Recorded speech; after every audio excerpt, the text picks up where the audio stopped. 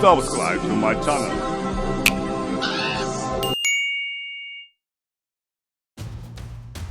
It's the year 2025 and Springfield has gotten a little bit older. The power plant is slightly more dilapidated, Moe's Tavern has accumulated several more layers of grime, and Principal Skinner's hair has receded significantly further.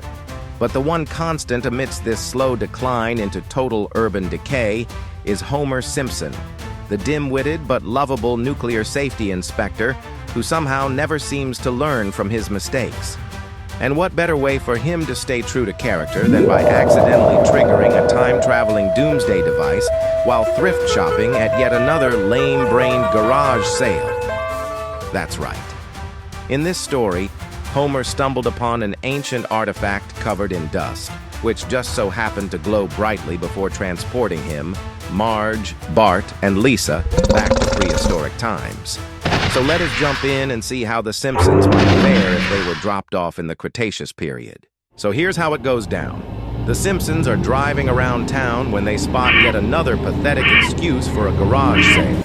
And as Homer would put it, I smell free stuff. The family quickly gets to work rooting around in the junk pile, with Marge finding some old magazines, Bart coming across a Super Nintendo, and Lisa stumbling upon a dusty, ancient-looking artifact. And although Homer wasn't initially interested, he soon had a change of heart after realizing that the mysterious item was just his size. And yeah, you guessed it. The moment Homer laid his big lug hands on that artifact, it glowed brightly and disappeared, leaving everyone even more confused than usual. But then the ground started shaking. The sky began to crack. And then the family found themselves materialized in a lush, dense jungle, teeming with strange plants and even stranger dinosaurs. As expected, Homer was the first to break the silence by asking, "Where's the nearest tavern?" But no one had an answer because they were too busy gawking at the incredible landscape. "This place is amazing," Bart said, momentarily forgetting his quest for video games.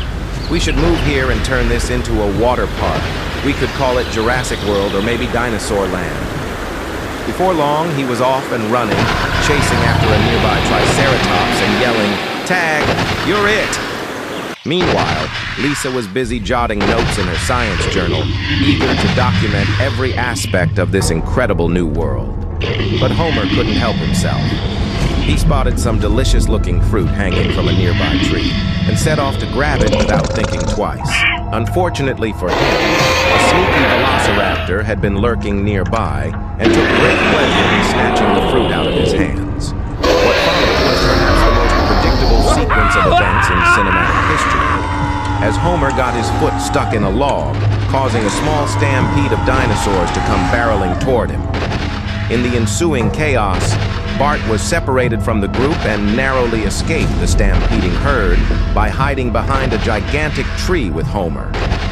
Just as things seemed like they might blow over, though, the herd suddenly started running in circles. It was too much for young Maggie to handle. She burst into tears. Fortunately, her distress call was heard by a kind-hearted local. It was a talking dinosaur who turned out to be a good friend to the Simpsons family. His name was Steggy, and he helped them navigate the prehistoric world while also providing some much-needed comic relief. Now, the only problem was that Homer and Bart were still stuck behind the gigantic tree and desperately needed a way to get out without getting crushed to death. After a few failed attempts, Bart finally managed to push aside a rock blocking the exit, allowing him and his dad to escape to safety. Let's go! Once reunited with the rest of the family, they decided it was time to find a way home, but quickly realized that wouldn't be easy. While searching for clues, Lisa discovered ancient cave paintings that depicted a portal, presumably capable of sending them back to their own time. But according to Stego, the portal required 3 keys to activate: a feather from a flying pterosaur, a tooth from a T-Rex, and a leaf from a rare prehistoric plant. These items weren't exactly lying around, so the family had to go out into the dangerous wilderness to find them. While Marge stayed behind to guard Maggie, Bart and Lisa headed off to find the feather. The kids knew that pterosaurs frequented the tall cliffs surrounding the valley, so it was worth checking there first. As they made their way up the cliff face, though, a flock of pterosaurs swooped down from above, forcing the kids to scramble for cover. But their worst nightmare was yet to come. Suddenly, a huge T-Rex appeared out of nowhere and started clawing at the rocks above them, sending loose boulders tumbling down onto the ground below. Bart and Lisa found themselves pinned under a rock with no way out. Just as they started losing hope, though, Stego came to the rescue, scaring away the T-Rex and freeing the trapped children. Safe at last, the friends continued on to the next key. Meanwhile, Homer and Marge weren't having such an easy time. After a lot of trial and error, Homer figured out that the best way to obtain a T-Rex tooth was to sneak up on one while it was sleeping. Surely enough, one lone T-Rex was snoozing off in the distance, and Homer quietly crept closer to try and nab its tooth. But as he reached out to grab it, he accidentally poked the dinosaur in the side, causing it to awake and charge directly towards him. To make matters worse, the angry T-Rex recognized Homer as one of the cave-dwelling meat-eaters who had been stealing its food. So now Homer had to escape for his life. As Homer tried to outrun the T-Rex, he came across a familiar patch of jungle and remembered seeing a small opening nearby that led to a cave. Rushing through the underbrush, he slid between two rocks and found himself inside a dark and dank cavern. Finally, safe at last.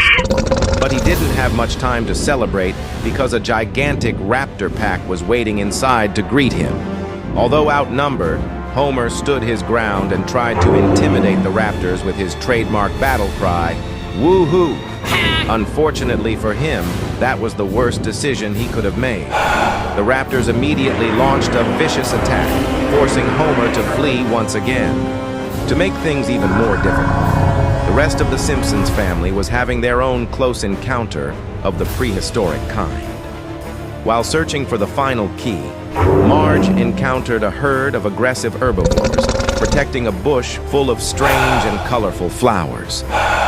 Knowing that the flowers were probably what the cave painting had referred to as a singing bush, Marge boldly stepped forward and announced, "Sorry, ladies, but I need that flower for a personal project." But the herbivores weren't thrilled about sharing, and a wild rumpus ensued. Marge was forced to fight back, and after a hard-fought battle, she emerged victorious, clutching the singing bush in her arms. That meant all 3 keys were accounted for, and the family met up at the cave painting to try and open the portal. But as they placed the keys in the center circle, a terrifying roar shook the ground, and a giant raptor pack emerged from the jungle to claim the artifact for itself. The family was trapped with no way out, and the raptors were ready to strike. But Homer had a crazy plan. "Guys, I think I have a way out of this," he called out, holding up a bag of food that he had stashed away earlier. "Food!" he yelled to the raptors. "Free food for all!" The raptors immediately forgot about the portal and charged towards Homer, giving the family a chance to escape. Using the large leaf as a shield, Marge created a wall of vines that blocked the raptors' path. And with that, the family dashed towards the portal. Bart led the baby Stegosaurus in a charge to create a diversion, distracting the raptors long enough for the portal to stabilize. And then they jumped in just as the raptors reached them. The portal shimmered and disappeared, leaving the jungle silent once more. When they landed back in their living room, they were greeted by a T-Rex silhouette in the backdrop of Springfield. They had returned home, but the prehistoric adventure was far from over. And what's more, none of them were quite the same ever again. Stay tuned to see why. Homer looked around in bewilderment. He was back in his favorite chair, and Bart had the remote control in his hands. But something was wrong. The TV wasn't showing any of the usual cartoons, and there was a strange buzzing sound coming from outside. It took a moment for him to realize what had happened, but when he did, his face fell. No, not again. The family had been zapped back to the present, but not before the time-traveling doomsday device activated one last time. Homer had knocked the artifact over, and now they were hurtling through space-time yet again. The screen faded to black with a text overlay. Sometimes prehistoric adventures are just a click away. Folks,